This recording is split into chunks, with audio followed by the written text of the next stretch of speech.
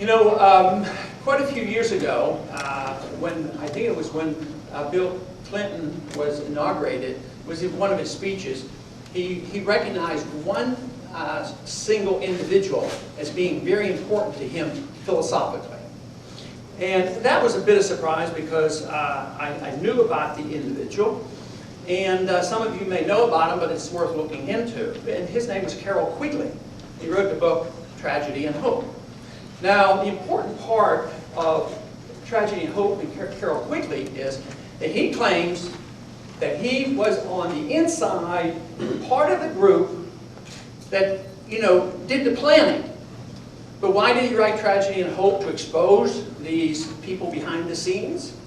Because he believed they were far enough advanced, it didn't have to be secret, they could be out in the open, and this is the way it works. It's a tragedy if you don't accept this, and there's hope if you know who runs the show. That's my interpretation, but I believe it's correct. But let me read a quote from him, and thinking about where he's coming from. He says, the argument that the two parties should represent opposed ideals and policies, one, perhaps the right of the right and the other of the left, is a foolish idea, acceptable only to the doctrinaire and academic thinkers. Instead, the two parties should be almost identical, so that the American people can throw the rascals out at any election without leading to any profound or extensive shift in policy. I mean, I think that is a profound statement, because it tells us what's going on and why things don't change. So we here today are trying to say that we represent the majority. We deserve to be heard. They deserve to be in the debates. And you say, well, how can they be? They're minor candidates. They don't have enough support. If you'd have everybody get in the debate. There's a simple way for cutoff. Because it's true, if you had 200 people who filed for the presidency, you can't expect the individuals to be on the stage. But there is a good way to do it, and that is to have any candidate who has gone through the onerous process, which is so biased against this, and are still on enough states that they theoretically could get enough electoral votes to win, they ought to be in the debates. And that is what our goal is.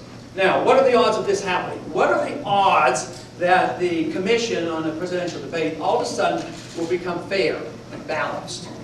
None. Absolutely none. So what are we going to do about it? We come together. To me, it's fantastic that we've been able to get 4 candidates together on this set of principles and agreeing that it's the process that they're begging to change. And this to me, is remarkable and important. So what else can they do?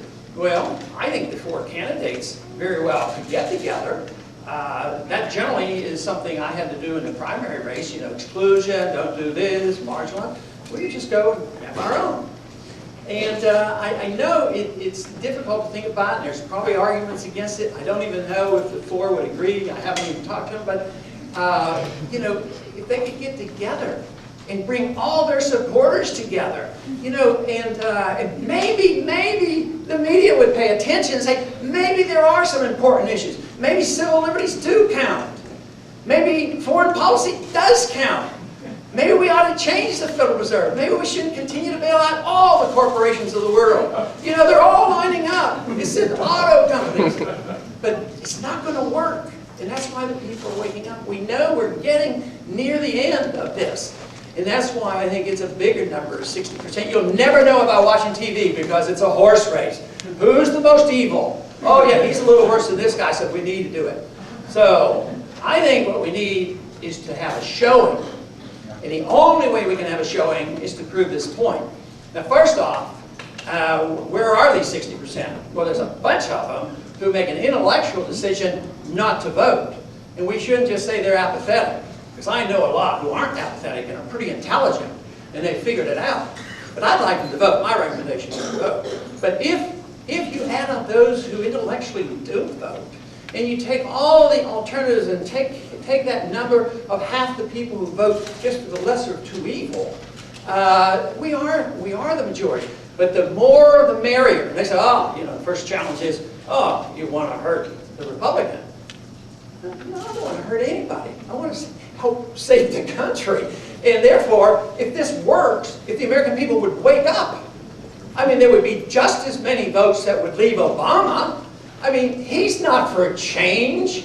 That to me makes no sense. So if the Republican side would realize what I'm trying to do, they say they should be funding me. say, look, Obama isn't for change, and a lot of young people will go back and forth between Ron Paul and Obama. But the truth is he and McCain. I mean, Obama beat McCain into sending more money and troops to Afghanistan. They all want to send troops to Georgia and more money to Georgia, and they both want bailout. So I think I've hopefully made my point. And I am now going to say that I am very pleased. I thank the candidates for showing. We'll have to wait and see when Bob shows up. But in the meantime, I want to go ahead and give each candidate some time, and I think they won't be as long-winded as I am, because we do want to get to questions, but thank you very much for attending.